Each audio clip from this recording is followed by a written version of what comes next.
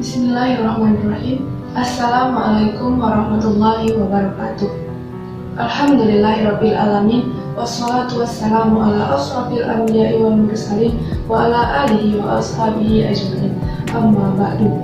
Puji dan syukur marilah sama-sama kita panjatkan pada sekalian Allah Subhanahu wa taala, karena berkat dan rahmatnya kita masih diberi kesempatan untuk terus beribadah dan berusaha sampai saat ini.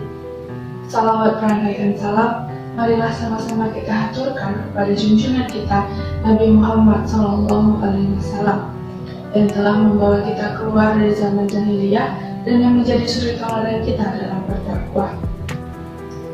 Yang saya hormati Ibu Hafni selaku dosen pengampu mata kuliah Pendidikan Agama Islam dan teman-teman yang saya sayangi.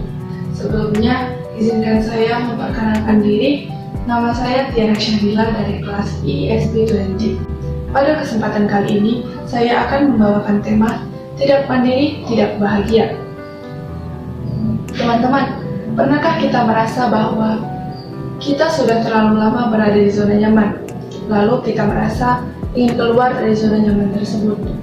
Kita merasa ingin terlepas dari ketergantungan kita terhadap orang lain. Jika kita pernah merasakan hal itu, maka kita harus memulainya. Jika tidak, maka kita harus memikirkannya. Kenapa harus? Karena pada kenyataannya, kita tidak bisa terus-menerus bergantung kepada orang lain. Karena pada dasarnya, setiap orang akan pergi meninggalkan kita, bahkan orang terdekat kita. Maka dari itu, kita harus bangkit dari ketergantungan kita terhadap orang lain, keluar dari zona nyaman, dan menjadi pribadi yang mandiri. Bagaimana sih pribadi yang mandiri itu? Pribadi yang mandiri adalah pribadi yang mampu bertanggung jawab atas apa yang ia lakukan tanpa membebani orang lain. Pribadi yang terus berlatih dan berusaha berdasarkan pengalaman hidupnya. Pribadi yang berani menetapkan gambaran hidup yang ia inginkan nantinya. Menjadi pribadi yang mandiri membawa dampak indah bagi kehidupan. Seorang yang hidup mandiri layaknya seekor kupu-kupu yang terbang bebas tanpa terikat lagi oleh kepompongnya. Ada beberapa cara yang dapat kita lakukan untuk menumbuhkan jiwa mandiri dalam diri kita. Yang pertama, kita harus menerima baik dan buruknya diri kita. Bersyukur dengan apa yang telah Allah berikan kepada kita dan menyadari bahwa tidak ada manusia yang sempurna. Kedua, kita harus belajar menerima kritik dari orang lain.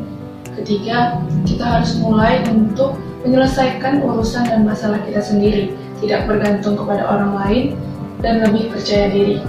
Allah Subhanahu wa Ta'ala berfirman dalam Quran Surah Al-Ra'd ayat 11 yang sebagian artinya, sesungguhnya Allah tidak akan mengubah keadaan suatu kaum sebelum mereka mengubah keadaan mereka sendiri.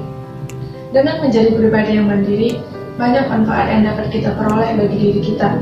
Di antaranya, kita mengetahui apa yang kita inginkan, kita dapat menjadi diri kita sendiri, kita dapat menemukan identitas diri kita dapat menjadi seseorang yang bertanggung jawab, dan dapat mengatur hidup lebih baik. Rasulullah SAW bersabda, yang artinya, dari mikdom Rasulullah SAW bersabda, tiada sesuap pun makanan yang lebih baik daripada hasil jerih payahnya sendiri. Sungguh, Nabi Daud alaihissalam makan dari hasil keringatnya sendiri. Hadis riwayat Bukhari. Jadi, cobalah untuk hidup mandiri dan tidak bergantung kepada orang lain.